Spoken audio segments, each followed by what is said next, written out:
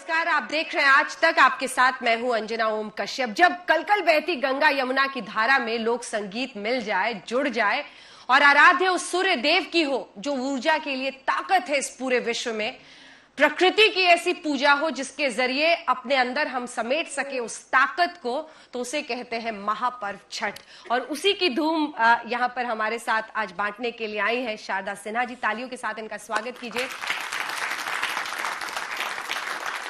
पहले पद्मश्री से सम्मानित की गई, पद्म भूषण से सम्मानित की गई और भी कई पुरस्कार, लेकिन उस अथाह काम के सामने वो सब बड़े छोटे लगते हैं जो इन्होंने किया है। क्योंकि लोक संगीत को शारदा जी ऐसे महापर्व के जरिए लोगों के अंदर जिंदा रखना, ख्याल और ठुमरी के जरिए लोगों में उस सबको शामिल कर पाना बहुत बड़ी चुनौती होती है।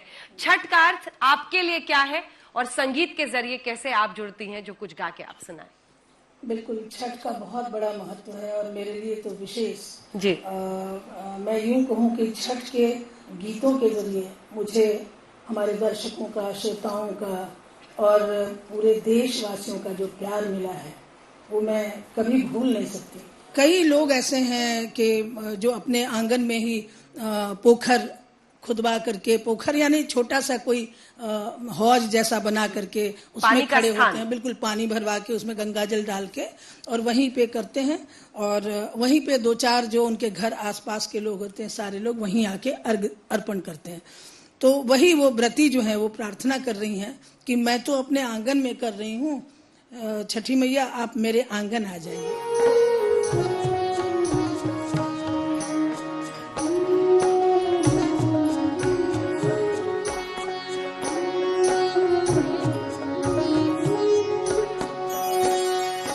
अंगना में पोखरी खानायब, छठी मैया तन आज, छठी मैया तन आज, दुआरा पर तमुआ तनायब, छठी मैया तन, छठी मैया तना।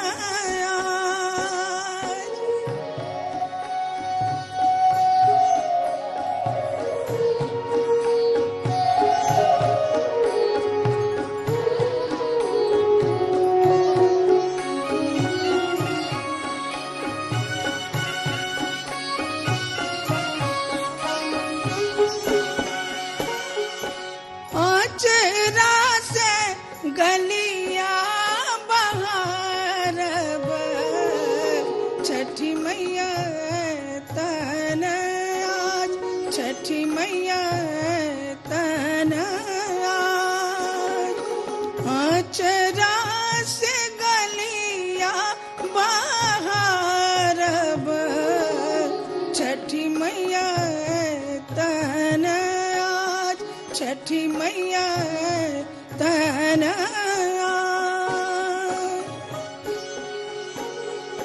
केलावा डाला भरी लायब, ओई पर पियरी ओढ़ब, ओई पर पियरी ओढ़ब, हाथी पर कलसा बैठायब,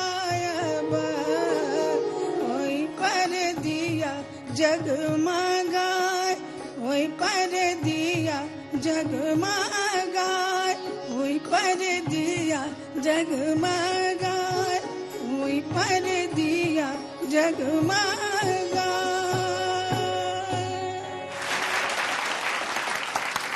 तो शारदा जी, सबसे दिलचस्प ये है कि बिहार के जरिए ये पर्व पूरे हिंदुस्तान नहीं विश्व में पहुंच गया है। इसमें बहुत बड़ी बात है और बड़े खुशी की बात है ये कि आप देखिए कि इसमें कोई भी जाति, धर्म, भेद विभेद कुछ भी नहीं है कि ये कौन है वो कौन है, सारे एक हैं। कि बिहार का ये प्रमुख, सबसे प्रमुख पर्व रहा है, तो बिहार ने इस देश में इसकी पहचान बनाई है और विदेशों में भी छठ पर्व जो है ये संस्कृति और संस्कार हमारा है, इसकी पहचान सारे देश में बनाई है बिहार ने। इसके लिए तो कोटि से बिहार को हम सभी प्रणाम करते हैं। सकल जग तारिणी है छठी मैया, सकल जग तारिणी है छठी मैया, सकल जग तारिणी है छठी मैया, सबके शुभकारिणी है छठी मैया, सबके शुभकारिणी है छठी मैया।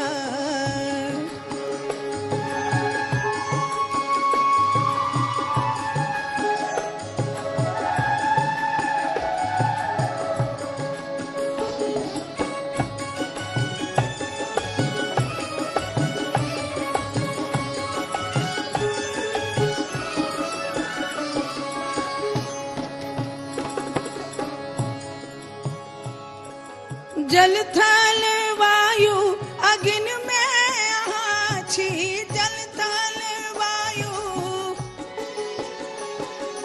जल थल वायु अग्नि में आछी, नहीं गगन के आधार, हे मैया आही गगन के आधार, हे मैया आही गगन के आधार, सकल जग तारिणी है छठी मैया, सकल जग तारिणी है छठी मैया, सबके शुभकारिणी है छठी मैया।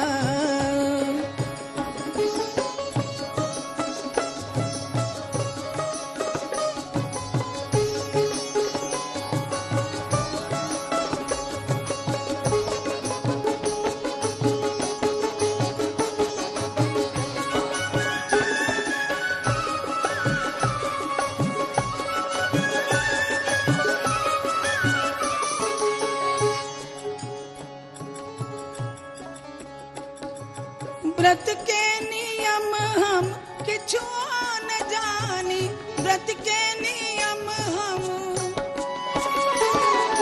व्रत के नियम हम किछु न जानी, नहीं जानी पूजा प्रकार, हे मैया नहीं जानी पूजा प्रकार, हे मैया नहीं जानी पूजा प्रकार, हे मैया नहीं जानी पूजा प्रकार, सकल जग तारिणी है छठी मैया, सकल जग तारिणी है छठी मैया, सबके शुभकारिणी है छठी मैया।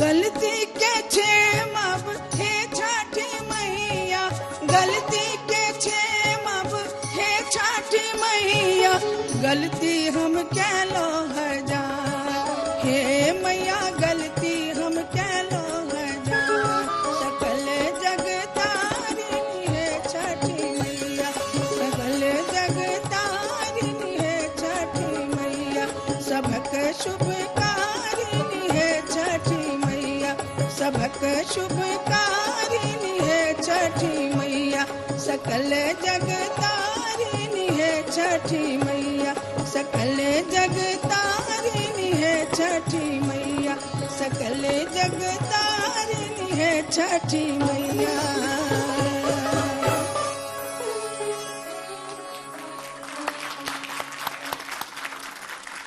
कह रही हूँ बेटा बाहर है, बम्बई है, बम्बई उस समय में बहुत बड़ी चीज, कलकत्ता बम्बई चला गया बेटा, तो अब तो दूसरी बात है, पर फिर भी बम्बई में है, तो वो कह रही है कि कौन मेरा दुखी समझेगा, कौन गेहूं महंग हो गया, ये हो गया, कैसे हम कैसे करेंगे इसको, मुझसे होगा नहीं जल्दी, क्योंकि बहुत सारे काम होते हैं इसमें ना, गेहूं धोने से लेकर के वो ठेकुआ का आटा, वो चक्की पीसना, अब तो चक्की नहीं पीसते लोग, पहले चक्कियों में पीसते थे आटा, उसका ठेकुआ बनता था। बच्चे तो ठेकुआ को पहले जानते ही नहीं होंगे, अब सब ठेकुआ जानते हैं ना, ठेकुआ जानते होंगे। तो अब तो चक्कियों में आटा पीसा जाता है, चक्की को ही धुलवा दिया जाता है, वो जो बड़ी वाली चक्की होती है तब आटा पीसा जाता है, उसका ठेकुआ बनता है। तो बहुत सारे काम होते हैं उसमें। तो वो कह रही हैं कि हमसे तो ये काम, ये मैथिली भाषा में है, हमसे ये काम नहीं ओरियाएगा। ओरियाना का मतलब होता है संभलना, संभलना, है ना। तो हमसे ये काम तो संभलेगा नहीं, कौन मेरा ये दुख समझेगा। जी। कोई मेरी बहू होती तो समझती वो, ऐसी बात है इसमें ये।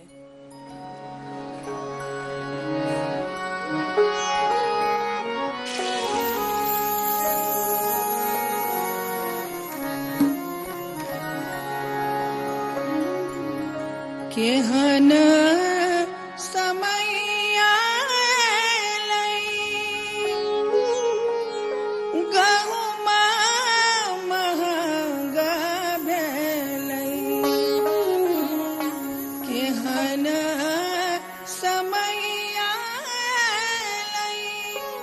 गहुमा महंगा भेलै, हो दीनानाथ कोन विधिया रग दिया अमृति, हो दीनानाथ कोन विधिया रग दिया अमृति, हो दीनानाथ कोन विधिया रग दिया अमृति।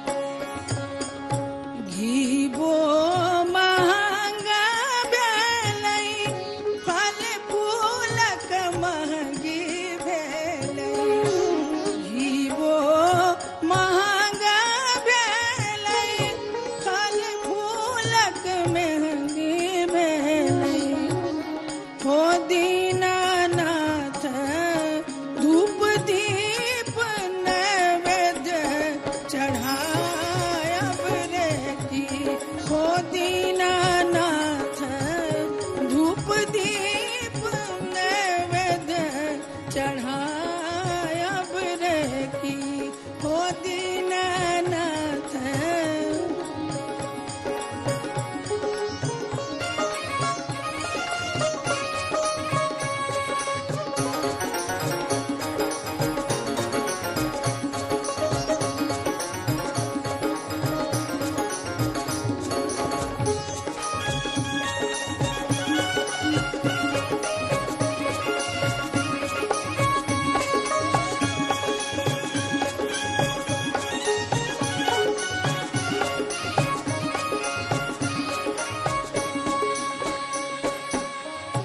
बहुआ कमौआ हमरो परदेश चली गेलै, बहुआ कमौआ हमरो परदेश बसी गेलै, हो दीनानाथ बिनु रे पुतहुआ विधि ओरियायत रे की, हो दीनानाथ बिनु रे पुतहुआ विधि ओरियायत रे की, हो दीनानाथ।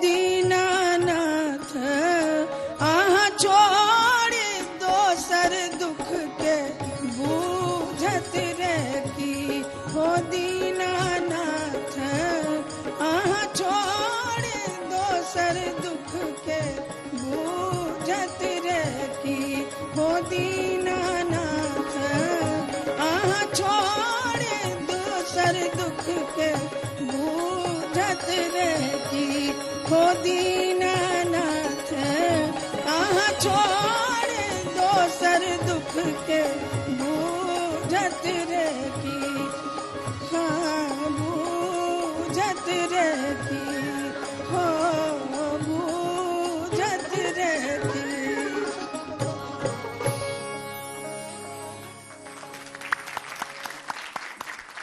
ख्याल या ठुमरी कोई ऐसा आपका जो आपको लगता है कि आप दर्शकों को एक बार सुनाना चाहें? कुछ भी, जो भी आपको मन हो, या छठ का ही कोई भी गीत। चाहूंगी कि मैं एक छठ का 2 लाइन जो है वो गा के हाँ। और फिर मैं 4 लाइनें हाँ। इन लोगों के लिए हाँ। कुछ ऐसी जरूर गा दूंगी ताकि ये पहचान जाए कि पहचान जाए। ये गाना जो छठ का है, छठ का जो ट्रेडिशनल ट्यून है वो आपने सुना होगा, जो पहले हमने गाया था वही ट्रेडिशनल ट्यून जो है वो हर कोई अपने ढंग से गाता है। थोड़े थोड़े जरब जरब का फर्क होता है और गायकी बदल जाती है उसी गाने में। तो ये गाना भी वही गाना है जो ट्रेडिशनल ट्यून है छठ का। शब्दों का फर्क है। पहली बार जो छठ कर रही है दुल्हनिया, वो कह रही हैं कि हमसे गलती हो जाए तो क्षमा कर देना हे छठी मैया, मैं पहली बार कर रही हूँ। बस उतना ही। पहिले पहिले हम कैली छठी मैया बरत तोहार, छठी मैया बरत तोहार। पहिले पहिले हम कैली छठी मैया बरत तोहार, छठी मैया बरत तोहार। करिहा क्षमा छठी मैया, भूल चुक गलती हमार, भूल चुक गलती हमार।